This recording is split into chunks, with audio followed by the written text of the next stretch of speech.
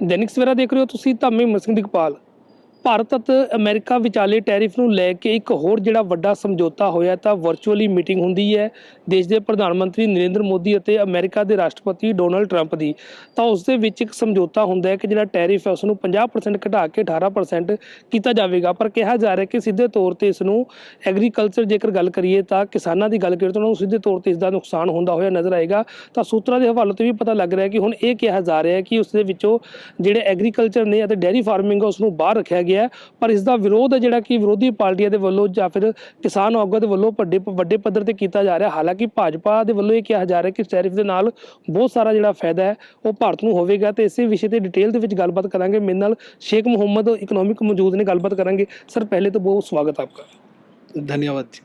Sir कैसे देख रहे हो आप जो टैरिफ था 50% कम होकर उसको 18% में कर दिया गया है और विरोधी जो है वो इसमें ये कह रहे हैं कि इसका सीधे तौर पर भारत को नुकसान होगा। आप एज ए इकोनॉमिक है तो आप कैसे देखते हो इसको?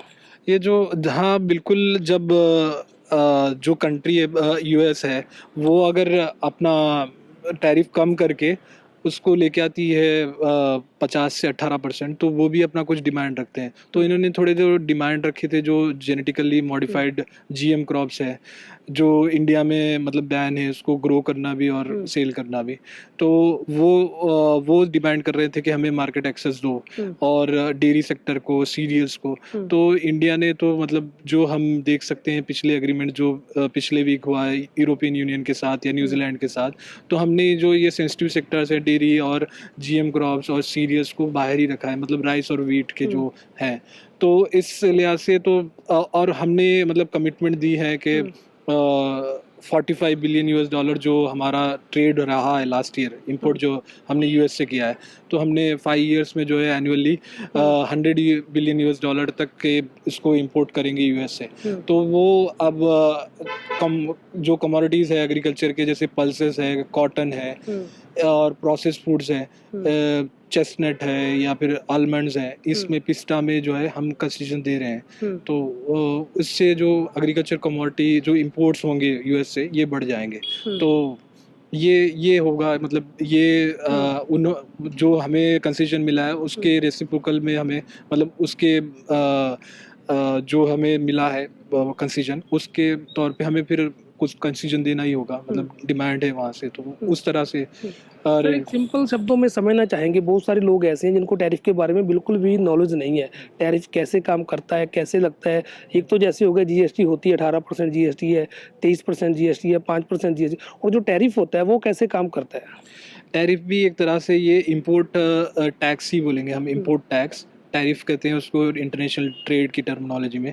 तो ये टैरिफ एड वैलोरम टैरिफ ही होते हैं ज़्यादातर और स्पेसिफिक टैरिफ होते हैं। तो एड वैलोरम टैरिफ ये है कि आपका जो अब 50% से 18% हो गया, तो एक कमोडिटी का जो प्राइस है 100 रुपये है इंपोर्ट होने से पहले, तो नॉर्मल प्राइस उसका जब इंपोर्ट करेंगे हम तो 18% लगेगा, तो 100 प्लस जो होगा 18, तो 118 रुपीज़ हो जाएंगे उसके। तो टैक्स बढ़ेगा, इससे इंडिया गवर्नमेंट को मतलब रेवेन्यू आएगा उस पर। तो अगर हम कम कर देते हैं रेवेन्यू टैक्स, तो ये रेवेन्यू कम हो जाएगा इंडिया की गवर्नमेंट पे और कंज्यूमर्स को वो जो है चीपर मिल जाएगी कमोडिटीज। कंज्यूमर्स को अच्छा होगा, पर वही चीपर प्रोडक्ट्स अगर मार्केट में आते हैं तो जो हमारे डोमेस्टिक प्रोड्यूसर्स हैं उन पे ऊपर इफेक्ट पड़ेगा, क्योंकि इनको यूएस के प्रोडक्ट्स के साथ compete करना पड़ेगा। तो कंपटीशन में जो ज़्यादा कॉम्पिटिटिव जो लो प्राइस रहेगा उसके कमोडिटी बिकेंगे, और जो फार्मर्स जो डोमेस्टिक प्रोड्यूसर्स है हमारे उनको इफेक्ट होगा, उनको फार्मिंग या उसको प्रोडक्शन को छोड़ना पड़ेगा या फिर अपनी एफिशिएंसी को बढ़ाना पड़ेगा। तो इस तरह किसानों की तरफ से इस पे चिंता जताई जा रही है। वैसे तो केंद्र सरकार की तरफ से बोल दिया गया है कि डेयरी फार्मिंग और एग्रीकल्चर को इससे बाहर रखा जाएगा, लेकिन अभी कंफर्मेशन नहीं है। तो किसानों की चिंताएं कितनी वाजिब है? जायज़ है, क्योंकि अगर आप जो डिस्कशंस हैं उनको अगर फार्मर्स को, यूनियन लीडर्स को नहीं बिठाएंगे, बात नहीं करेंगे, तो तब तो बनता ही है।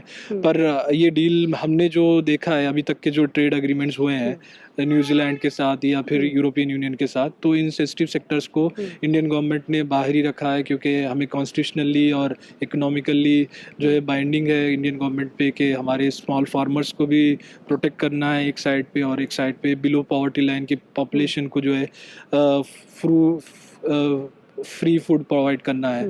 तो इस लिहाज से ये सेक्टर को बाहर ही रखा जाएगा। बट जहाँ हमारे जैसे इंपोर्ट्स हैं, पल्सेस है, जहाँ एडिबल ऑयल्स हैं, तो उसमें कंसेशन दिया जा सकता है। जैसे हॉर्टिकल्चर प्रोडक्ट्स है, नट्स जो आलमंड वगैरह, चेस्टनट है, तो इनमें कंसेशन दिया जा सकता है। तो बिल्कुल फार्मर्स को जायज़ है कि वो अपनी मतलब इनसिक्योरिटीज़ को बताएं कि इनसे कंपटीशन होगा ही जब टैरिफ कंसेशन दे देंगे। जैसे मैंने पहले ही बताया कि डोमेस्टिक प्रोड्यूसर को अपनी एफिशिएंसी को बढ़ाना पड़ेगा, उनके साथ compete करना होगा।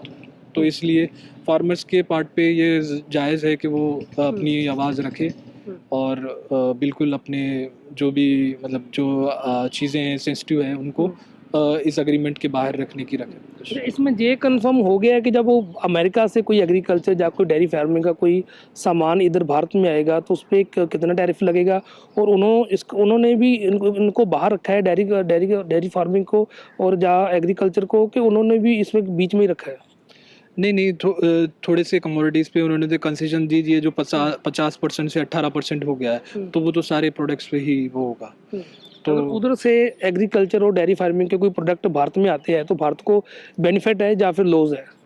नहीं, क्योंकि डेयरी सेक्टर जो हमारा है वो कोऑपरेटिव बेस्ड है। मतलब सारे फार्मर्स जो मिलके कमर्शियल बेस पे नहीं करते हैं, ये कोऑपरेटिव है, स्मॉल फार्मर्स हैं, तो इस पे इफेक्ट होगा स्मॉल फार्मर्स पे। क्योंकि जो यूएस का डेयरी सेक्टर है वो कमर्शियल है, कमर्शियल लेवल पे, तो उनकी एफिशिएंसी ज़्यादा होगी, लो प्राइस होंगे। तो वो जो लो प्राइस कमोडिटी डेयरी प्रोडक्ट्स आएंगे इंडिया में, तो हमारे प्रोडक्ट्स पे मतलब कंपटीशन होगा और कंज्यूमर तो वही प्रेफर करेगा जो चीपर है। तो इसलिए हमारे डेयरी फार्मर्स को इफेक्ट होगा इस पे।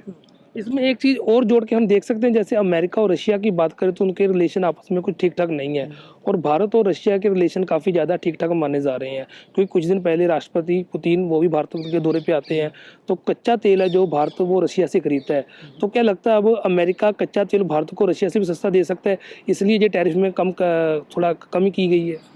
ये तो मेरा सब्जेक्ट एरिया नहीं है, क्योंकि मैं एग्रीकल्चर पे काम करता हूँ। तो जो ऑयल है ये मेरे मतलब परव्यू से बाहर है, तो इस पे मैं कुछ बोल नहीं सकता। तो ਬਿਲਕੁਲ ਇਹ ਸਾਨੂੰ ਮਾਹਰ ਸ਼ੇਖ ਮੁਹੰਮਦ ਜਿਨ੍ਹਾਂ ਦੇ ਵੱਲੋਂ ਡਿਟੇਲ ਦੇ ਵਿੱਚ ਟੈਰਿਫ ਨੂੰ ਲੈ ਕੇ ਜਾਣਕਾਰੀ ਹੈ ਉਹ ਸਾਂਝੀ ਕੀਤੀ ਗਈ ਹੈ। ਕਿਸਾਨਾਂ ਦੇ ਵੱਲੋਂ ਜਿਹੜੀ ਚਿੰਤਾ ਜਤਾਈ ਜਾ ਰਹੀ ਹੈ ਉਹ ਕਹਿ ਰਹੇ ਨੇ ਬਿਲਕੁਲ ਵਾਜਬ ਹੈ, ਕਿਉਂਕਿ ਜੇਕਰ ਡੈਰੀ ਫਾਰਮਿੰਗ ਅਤੇ ਐਗਰੀਕਲਚਰ ਇਸ ਟੈਰਿਫ ਦੇ ਵਿੱਚ ਆਉਂਦੇ ਨੇ ਤਾਂ ਕਿਸਾਨਾਂ ਨੂੰ ਇਸ ਦਾ ਨੁਕਸਾਨ ਹੋਵੇਗਾ। ਹਾਲਾਂਕਿ ਇਹ ਜ਼ਰੂਰ ਪਤਾ ਲੱਗਿਆ ਸੂਤਰਾਂ ਦੇ ਹਵਾਲੇ ਤੋਂ ਕਿ ਡੈਰੀ ਫਾਰਮਿੰਗ ਅਤੇ ਐਗਰੀਕਲਚਰ ਨੂੰ ਇਸ ਦੇ ਵਿੱਚੋਂ ਬਾਹਰ ਰੱਖਿਆ ਗਿਆ ਹੈ, ਔਰ ਬਾਕੀ ਜੇਕਰ ਕਿਹਾ ਜਾਵੇ ਤਾਂ ਇਸ ਦਾ ਜੋ ਕੇਂਦਰੀ ਸਰਕਾਰ ਵੱਲੋਂ ਕਿਹਾ ਜਾ ਰਿਹਾ ਇਸ ਦਾ ਲਾਹਾ ਜਿਹੜਾ ਭਾਰਤ ਨੂੰ ਸਿੱਧੇ ਤੌਰ 'ਤੇ ਮਿਲੇਗਾ। ਪਰ ਵਿਰੋਧੀ ਪਾਰਟੀਆਂ ਦੀ ਗੱਲ ਕਰੀਏ, ਕਾਂਗਰਸ ਦੀ ਗੱਲ ਕਰੀਏ, ਕਿਸਾਨਾਂ ਦੀ ਗੱਲ ਕਰੀਏ ਤਾਂ ਉਹਨਾਂ ਦੇ ਵੱਲੋਂ ਸਿੱਧੇ ਤੌਰ 'ਤੇ ਇਸ ਸਮਝੌਤੇ ਨੂੰ ਲੈ ਕੇ ਜਿਹੜਾ ਕਿ ਵਿਰੋਧ ਹੈ ਉਹ ਜਤਾਇਆ ਜਾ ਰਿਹਾ ਹੈ। ਕੈਮਰਾ ਪਰਸਨ ਸਲਮਾਨ ਦੇ ਨਾਲ ਹਿੰਮਤ ਸਿੰਘ ਇਕਬਾਲ, दैनिक सवेरा, लुधियाना।